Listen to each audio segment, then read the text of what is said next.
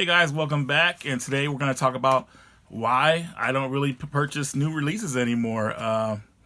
This is a topic I've talked about on my channel before, and that video, the old school video, was like kind of low quality. It had a beeping noise in it, so I kind of took the video down. I don't know, so it didn't annoy some people, but some people it did, so I just took it down.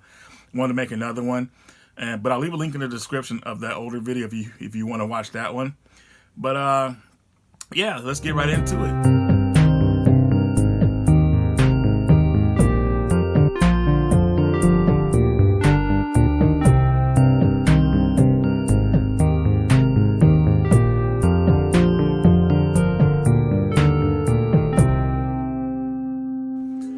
So the reason I stopped buying new video games, of course, is because of the new practices they've been using for video games. You know, you get a new release, like say for instance, like a fighting game, you know, Mortal Kombat X.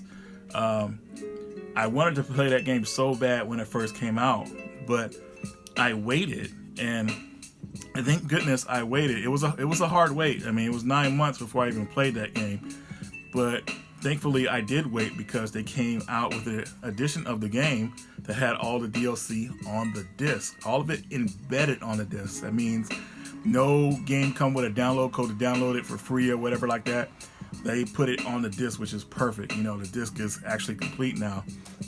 Now what's been going on is nowadays, like I was talking with Jason, and I was really pumped up because I didn't buy Resident Evil 7 when it first came out, though I wanted to play it. But I actually did. I bought it from a friend and played it like that, but I felt the game was lacking something, and I knew right away that the DLC, that season pass bullcrap, was what they needed to have on the disc. You know, maybe the Not a Hero could possibly been a DLC. I don't really think so. I think that should have been included on there, but I'll go into that in another video. But I found out the gold edition was coming out for it, you know, so I was really ecstatic. I was saying, yeah, Jason, I'm gonna get the gold edition because I didn't buy the games. Oh yeah, cool, dude. So I go to GameStop, of all places, to get the game, and I'm looking around. They're already annoyed going into the store because, hey, welcome to GameStop. Can we help you find anything? And it's all in your face, like, oh, just let me look for my game. They were just being nice. It was just annoying though. But anyways, I pick up the gold edition, and something didn't feel right about it. I looked at the back, and it said, I think it said something about included pass for it.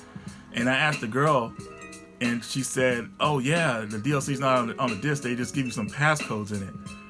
And I'm like, are you serious? They waited all this time to give you another download code? That means that the disc is the same vanilla disc of the first game, Resident Evil version of Resident Evil 7.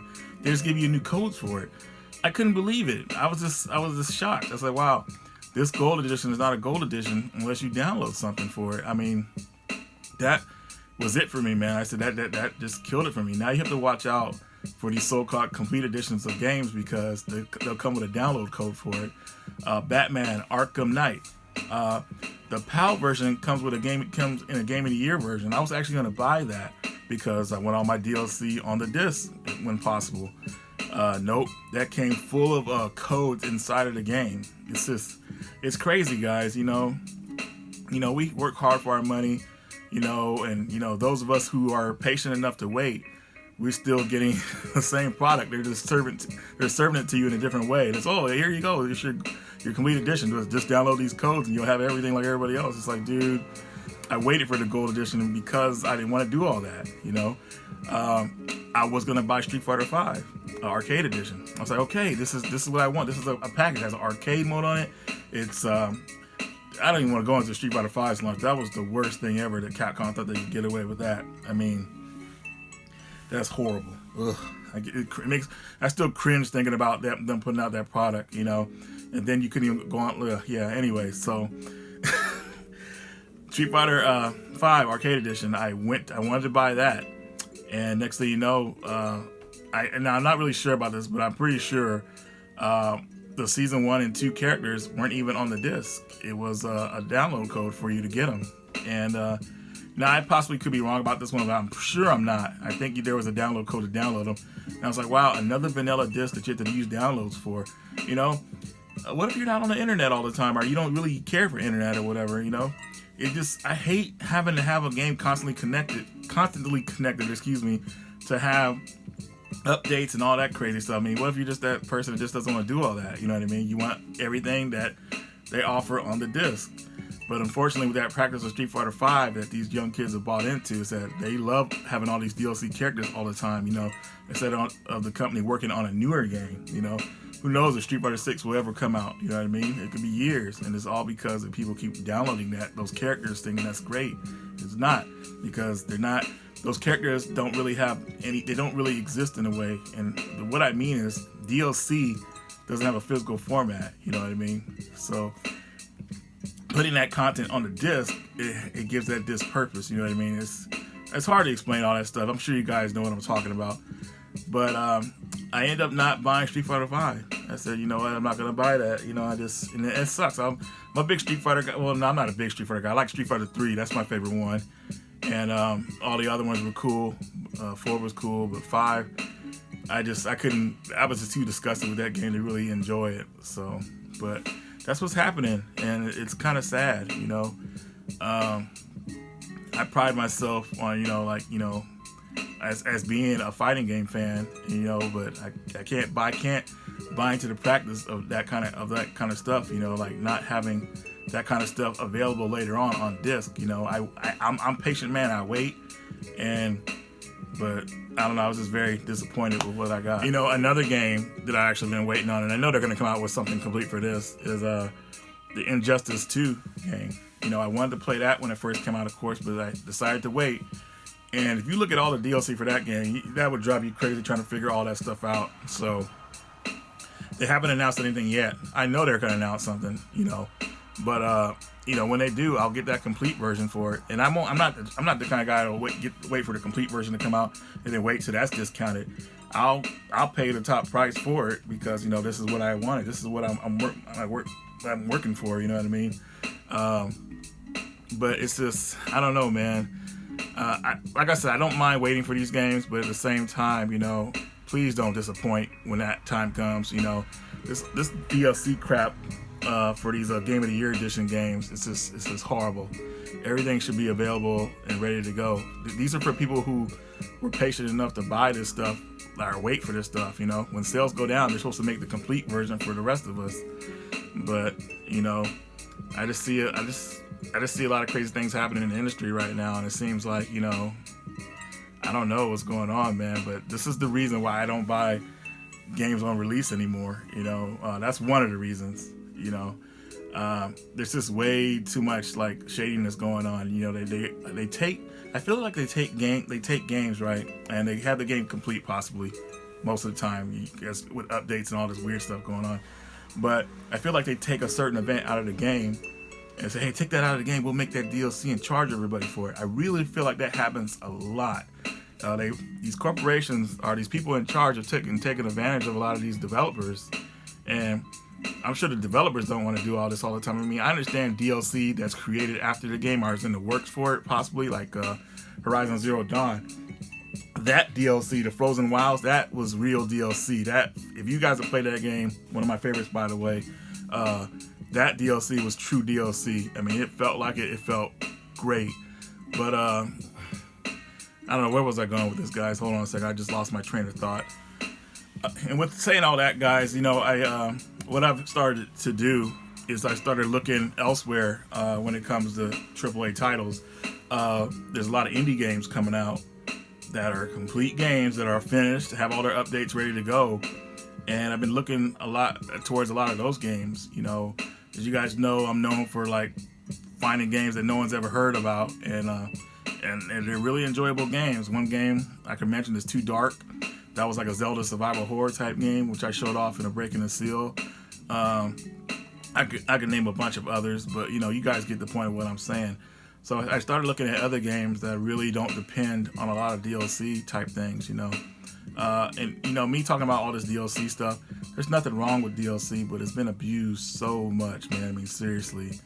I mean, you guys know what I'm talking about, man. It's pretty bad what these companies are doing. So I've just focused on other types of games, you know. I mean, like I said, I understand DLC if it's made as DLC, not a part of the game and then taken out and you call it DLC.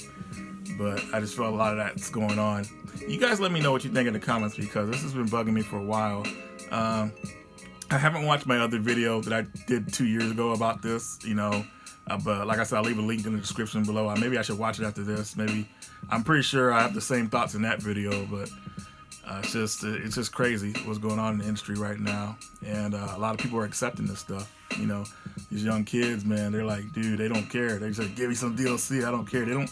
A lot of them that I see, not saying all of them are like this, but they don't seem to care whether a game exists or not. The difference between digital and physical. I just feel that we need to preserve these games. Preserve. I don't know if I'm tired right now, so might be messing up my words, but when you preserve these games, is important to do, because here's a game that a lot of you guys probably don't know about, which was a great game. Scott Pilgrim versus the World for the PS3 and the Xbox Live service. That was a digital download game only. That game does not even exist anymore. They took it down because they lost the rights for it and nobody could download it anymore. So that sucks, That's why I'm always like not really a big DLC type guy or digital download type guy, So, anyways, I didn't mean to get off topic with that. This video is why I don't really buy new games, but it's just a lot of stuff is flooding to my mind when I think about this stuff. I don't know. I have a lot of games that last me over a lifetime, but at the same time, as I focus away from retro games, I do like the new stuff that's coming out. It's very important. All this stuff is really cool, that's coming out. Here's a freaking funny example story I'll tell you guys. So I bought Shadow of the Colossus recently, and the new remake one for PS4. I said, hey, I'll buy it day one. I know there's not DLC on there. I've beaten that game twice before, no problem. I bought that game and I played it, and me and Jason had to talk about this too. The controls weren't what I wanted them to be, but I still was able to accept it. But that game looks too realistic, man. Especially if you've beaten the game and you know what's going to go on. Now, that's a spoiler, so if you don't want to hear spoilers about Shadow of the Colossus, stop watching just don't listen to the rest of this part. But the Colossus that you kill in those games, they're so realistic looking that I killed the first one, and I said, dude, I felt horrible after doing it. I was like, dude, there's no way I could play this game again. They look too real, especially when you give them a stab. They start wiggling all crazy. I'm like, nah, man, I can't do it. So I returned the game. I sold the game back to GameStop recently, and they say, hey, how'd you like the game? And I told them that story, and the two girls, they just looked at me. They're like, wow, that's like the first time someone's ever said that to them. Like, they're like, wow, are you serious? Like, it was crazy. I know it's crazy because maybe it's me just getting older, and I, more of those feelings or whatever, like you're like, oh man, like I used to love horror movies, and I still do like horror movies, but some of them could be too realistic, and the teenage girl dying, all that stuff. I'm like, damn, what if that could have been like my family member or something like that? I'm starting to think like that. That kind of stuff comes with age, I guess. I started feeling bad, and anyway, that's another story. But I got rid of the game because I just couldn't go through that and watching that. I couldn't go through killing the Colossus, man. So, anyways, guys, I don't know where I'm at with this video. I'm hoping it's not too long, not too boring for you guys. Not going to be too many edits in this, of course, but I probably should have said that in the beginning.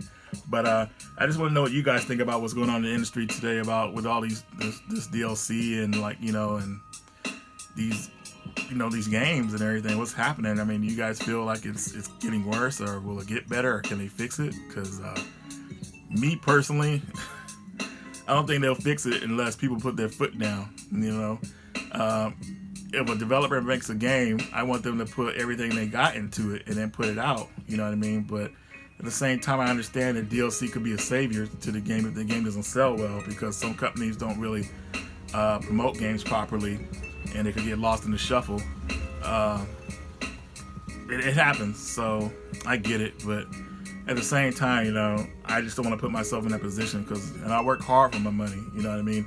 I don't go and pay for a $60 game, and then it has all this bunch of DLC characters or this DLC storyline that feels like it should have been a part of the game. Because I'll leave you guys with this. If you played Resident Evil 7, don't you think the VHS tapes, or whatever they would call DLC, should have been a part of the regular game? I'm talking about the one with the mother, the mother, and the other one with Lucas. I can't remember all of them, but don't you guys think those should have been a part of the game?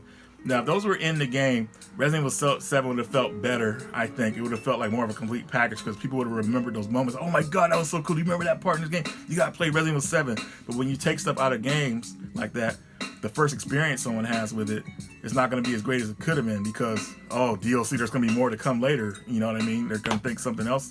It gets all crazy. So, anyways, guys, thanks for watching this video. I'll have my next video up for you guys Saturday. And this is Radical Reggie, and I will see you later.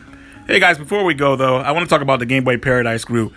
Basically, this is a Game Boy group where we talk about our passions and love for the Game Boy system. We do trades, we have general discussions, we do live videos, and just do all kind of cool stuff talking about our favorite portable system. I'll leave a link in the description below. Hope you guys join. See you later.